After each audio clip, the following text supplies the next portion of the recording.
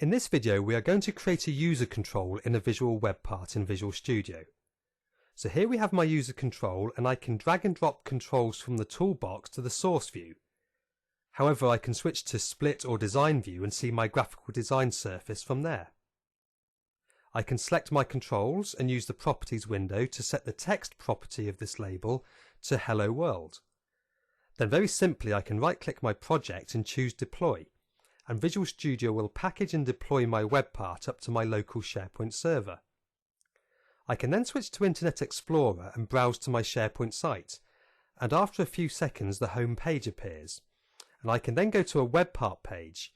So I have here a test page called Bonneville Testbed, and it's currently blank. I can switch to edit mode and then click Insert Web Part, and then I will locate my custom web part in the custom category. And here it is, it's called Bonneville. A few simple clicks and I have added my web part to the page, and I have saved the page. And there we have our very simple traditional Hello World message. Now let's switch back to Visual Studio and make this a little more compelling. So I will delete my label, and from the navigation pane in the toolbox I will add a tree view control. So you can see that I have added it to the design surface, but it has also been added to the markup. I can set properties in either the markup or in the properties window.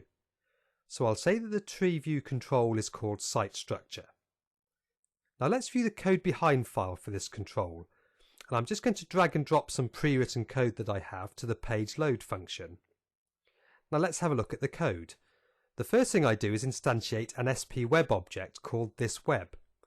Then I can start building up my tree view. So I first of all set the thisWeb object to spcontext.current.web, and from there I can start extracting the properties of the web object, such as its title and its URL, which I will use in the tree node. I add my tree node to the tree, and then I can start iterating through the lists in the website. So we have a simple for each SP list in thisweb.lists iterator. Now within my loop I can refer to each individual list by my list variable and extract things like its title and default view URL, again for use in the tree view. I can also then do the same thing for the subwebs.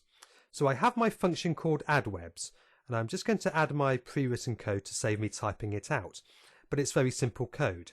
Again, we have for each subweb in the web, we will get its title and URL, and we will build a tree node of that.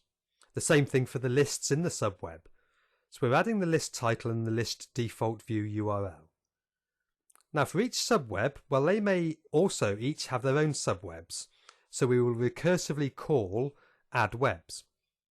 I can right click my project and click deploy, and when I switch back to Internet Explorer and refresh the page, my new web part is rendered. So that's how simple it is to deploy and in fact redeploy from Visual Studio. It takes a few seconds to refresh the page because we have just recycled the application pool by redeploying. Now when the page refreshes we can see that we have our tree view, so I can start expanding our tree nodes, and we have our intranet root web with all of the lists that we iterated through, and each of those have their own tree node. And if I were to click one, we go straight to that URL. Remember, we extracted the default view URL for each list for use in the tree view. And then we have the first subweb in our intranet site, which is called Project Management. It also has its own lists, and again we can navigate directly to them very simply by clicking the tree view control. Project Management also has a subweb called Financials, and we iterated through this with the recursive call to addWebs, and we have documented all of the lists in the financial website. It has its own lists like announcements, shared documents, and so forth.